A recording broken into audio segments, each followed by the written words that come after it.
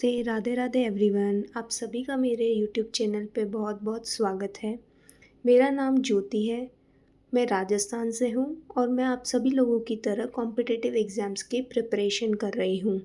मैं एक हाउसवाइफ भी हूँ और मैंने शादी के पहले कुछ प्राइवेट जॉब्स भी की हैं, लेकिन हमेशा से सपना गवर्नमेंट जॉब का ही रहा है। आप लोग भी नीचे कमेंट करके ज़रूर बताइए कि आप लोग कौन से एग्ज़ाम की प्रिपरेशन कर रहे हैं। ये मानना है कि हमें लाइफ में कुछ ना कुछ नया करते रहना चाहिए, हमेशा कुछ ना कुछ नया सीखते रहना चाहिए, चाहे परिस्थितियाँ हमारे कितनी भी विपरीत ना हो। जिस भी दिन हम सुबह जल्दी उठ जाते हैं तो हमें काफ़ी एक्स्ट्रा टाइम मिल जाता है बहुत सारी चीज़ें करने का। हम अपने दिन को बहुत अच्छे से प्लान कर सकते हैं, हमें पूरे दिन में क्या करना है, कैसे करना है, ये सारी चीज़ें। तो आज मेरा स्टडी स्लॉट जो स्टार्ट होता है वो सुबह के 7:30 बजे स्टार्ट होता है और मैंने पहले स्टडी स्लॉट में अपना पेपर 1 स्टार्ट किया है। मैंने एक दिन पहले ही डिसाइड कर लिया था कि मैं कल सुबह उठकर सबसे पहले पेपर 1 की स्टडी करूँगी, जिसमें मेरे मैथ्स आता है, रीज़निंग आता है, ये सारे सब्जेक्ट्स होते हैं जिसमें मैं थोड़ा वीक हूँ। ये सब्जेक्ट्स मुझे थोड़े डिफ़िकल्ट लगते हैं, तो इसीलिए मैंने डिसाइड किया कि जो सब्जेक्ट डिफ़िकल्ट हैं उनको हम सबसे पहले मॉर्निंग में स्टार्ट करें। जब फर्स्ट स्लॉट कंप्लीट हो गया तो मैंने सेकंड स्टडी स्लॉट स्टार्ट किया।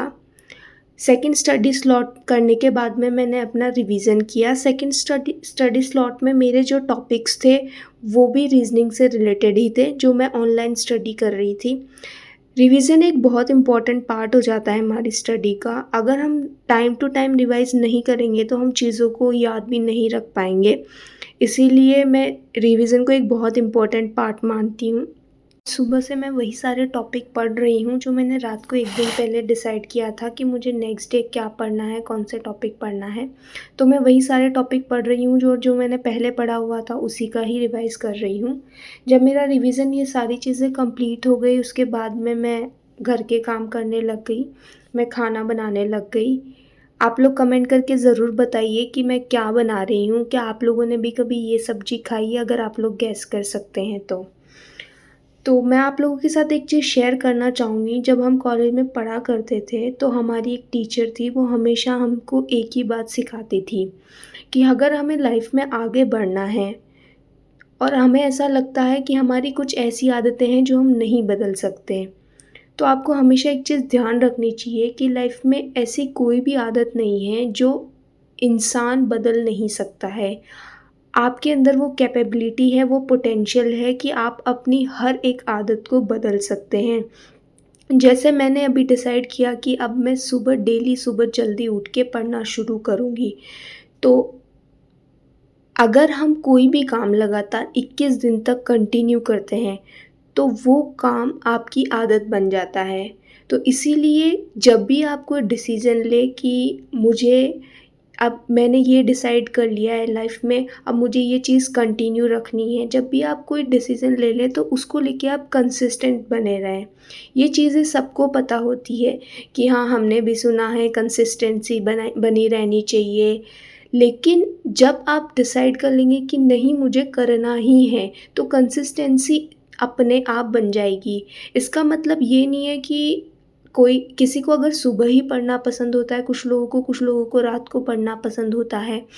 तो आप कंसिस्टेंसी रखिए अपनी स्टडी में, चाहे आप सुबह पढ़ रहे हों, चाहे शाम को पढ़ रहे हों, अपनी कंसिस्टेंसी ज़रूर मेंटेन करके रखिए। ऐसा नहीं है कि मुझे इसी टाइम पे पढ़ना है, अगर मैं इस टाइम पे नहीं पढ़ पाई, तो मेरी कंसिस्टेंसी ब्रेक हो गई, ऐसा नहीं होता है। आप पूरे दिन में किसी भी टाइम पर पढ़ सकते हैं, जब भी आपको टाइम मिल रहा है। लेकिन किसी भी एग्ज़ाम को क्रैक करने के लिए हमें सिर्फ़ कंसिस्टेंट बन के रहना ज़रूरी होता है। तो मैं भी यही सारी चीज़ें अपनी लाइफ़ में अप्लाई कर रही हूँ और आगे बढ़ने की कोशिश कर रही हूँ। इस तरीके से मैं अपनी पढ़ाई कंटिन्यू कर रही हूँ और मैं कुछ अपने नोट्स भी बना रही हूँ। मैं ऑनलाइन फ्री क्लासेस जो होती हैं, कुछ एप्लीकेशंस है जैसे अनअकैडमी हो गया और भी ऑनलाइन बहुत सारे फ्री रिसोर्सेज़ हैं जहाँ से मैं अपने नोट्स बनाती हूँ, अपनी पढ़ाई करती हूँ। तो इस तरीके से मैं अभी अपना सब्जेक्टिव पेपर स्टडी कर रही थी। सब्जेक्टिव पेपर में मैं अपने कुछ टॉपिक्स जैसे डीबीएमएस मेरा एक सब्जेक्ट है कंप्यूटर साइंस के अंदर, तो मैं वो सब्जेक्ट के नोट्स बना रही थी। नोट्स बनाने के बाद में मैंने उसका रिवीज़न भी किया। तरीके से मेरा स्टडी स्लॉट 3 भी कंप्लीट हो चुका था। मेरे 3 स्लॉट्स कंप्लीट हो चुके थे आज के दिन में और मैंने काफ़ी प्रोडक्टिव डे आज रखा था। मैं आप लोगों से एक बात कहना चाहूँगी कि आप लोग काम को अपनी प्रायोरिटी रखिए, लेकिन पढ़ाई को उससे ज़्यादा प्रायोरिटी रखिए। क्योंकि आप जब पढ़ाई को सबसे ज़्यादा प्रायोरिटी देना शुरू कर देंगे ना, तो आपको दिमाग में ये टेंशन नहीं रहेगी कि मुझे ये काम करना है, वो काम करना है, ये काम करना है।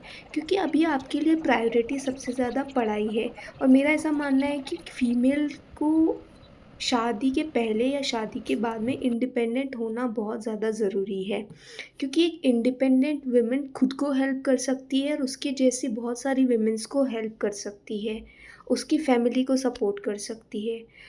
अपने सपनों पे काम करते रहिए और मेरे साथ बने रहिए। मेरा वीडियो देखने के लिए धन्यवाद।